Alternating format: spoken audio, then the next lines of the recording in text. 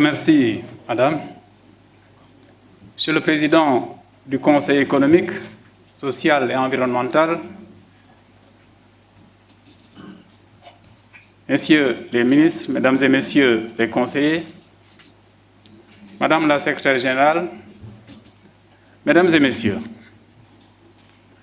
la cérémonie qui nous réunit aujourd'hui procède de la marche constante des institutions de notre République sur la voie que notre peuple s'est librement choisie. Et j'ai la faiblesse de croire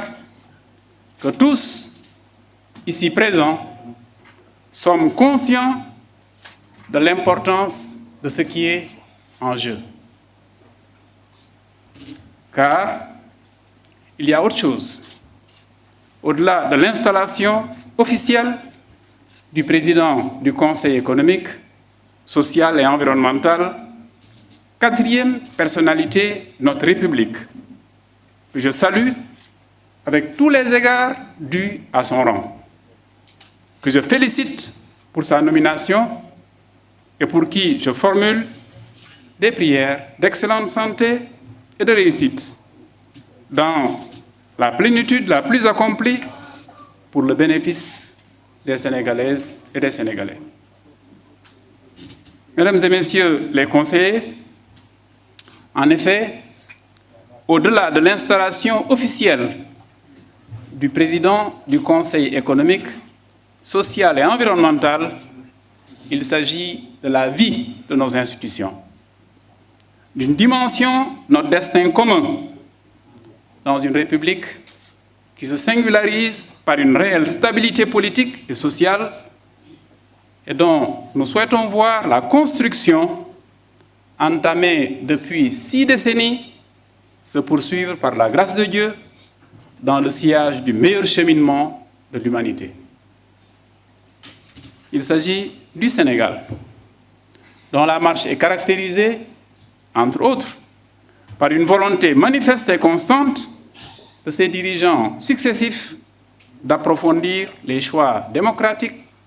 de relever et de renouveler la vie politique.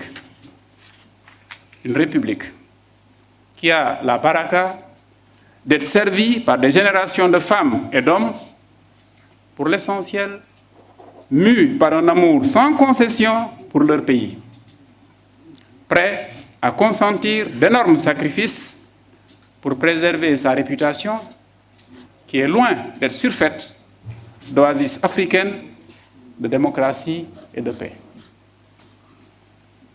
Monsieur le Président, je puis témoigner, de par le privilège que m'offrent mes attributions de ministre chargé des relations avec les institutions, représentant à vos travaux le président de la République, seul ou à côté de mes collègues, je puis donc témoigner que vous êtes à la tête d'une institution sur laquelle compte beaucoup, Monsieur le Président de la République. En atteste son insistance dans sa déclaration d'installation officielle du 15 mai 2013 sur les défis et urgences qui attendent les membres du Conseil économique, social et environnemental dans tous les domaines de la vie de notre pays. Il disait, en substance, le Conseil économique, social et environnemental est une institution à la fois constitutionnelle, consultative et représentative, qui est appelée à être au cœur des processus de réflexion pour préparer, accompagner, évaluer toutes les politiques publiques en matière économique, sociale et environnementale. Depuis 3 années, ma fonction m'a permis, de cette même place, d'entendre et de partager de multiples recommandations, fruits de l'expertise diverse et avérée des conseillers. Des recommandations dont certaines ont été mises en œuvre par le gouvernement pour améliorer le bien-être économique et social de nos compatriotes. Je ne doute point que votre touche personnelle permettra au Conseil économique, social et environnemental de continuer à arpenter le chemin de l'amélioration constante, de la consolidation des productions et du renforcement de la visibilité des actions, afin de permettre aux Sénégalais qui ne le sauraient pas encore de mieux appréhender la noblesse et l'utilité de cette éminente institution. Monsieur le Président du Conseil économique, social et environnemental, Mesdames et Messieurs les conseillers, je voudrais enfin vous signifier ma disponibilité et mon engagement à être à vos côtés, avec la claire conscience de vos aptitudes à accompagner le gouvernement par vos avis éclairés. Je vous assure également de la disponibilité des membres du gouvernement à donner suite à vos futures sollicitations et à traduire en actes concrets les directives de Monsieur le Président de la République pour une amélioration sensible et durable des indicateurs socio-économiques et des conditions de vie de nos populations. Monsieur le Président, en ces moments particuliers, dans l'aventure humaine,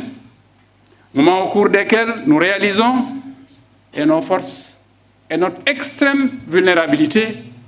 nous mesurons combien nous avons à agir ensemble pour préserver notre pays et continuer à avancer dans la voie du progrès et du développement durable. Je dis, en ces moments particuliers, dans le progrès ou le cheminement de l'humanité. Quand je parle de l'humanité, je renvoie, bien entendu, à nous-mêmes, mais je renvoie à notre commune humanité, qui est interpellée de la manière dont nous le savons tous. Nous vivons des moments d'une extrême densité, des moments particuliers, exaltants, puisqu'il faut les vivre et rendre grâce à Dieu d'avoir le bonheur de les vivre, mais c'est des moments qui commandent un esprit de lucidité, un sens des responsabilités, un engagement particulier. Et c'est en comptant sur le fait que les filles et fils de notre pays sont nombreux à saisir la particularité des moments et l'appel de la nation. C'est avec cet espoir-là, Monsieur le Président, Mesdames et Messieurs les conseillers, que je vous dis tout mon bonheur d'être à vos côtés aujourd'hui dans cette Assemblée pour cette séance d'installation. Je vous remercie de votre aimable attention. Merci de vous abonner à notre chaîne YouTube CNews. N'oubliez pas d'activer la cloche pour recevoir les notifications et si vous aimez la vidéo, cliquez sur j'aime et laissez un commentaire.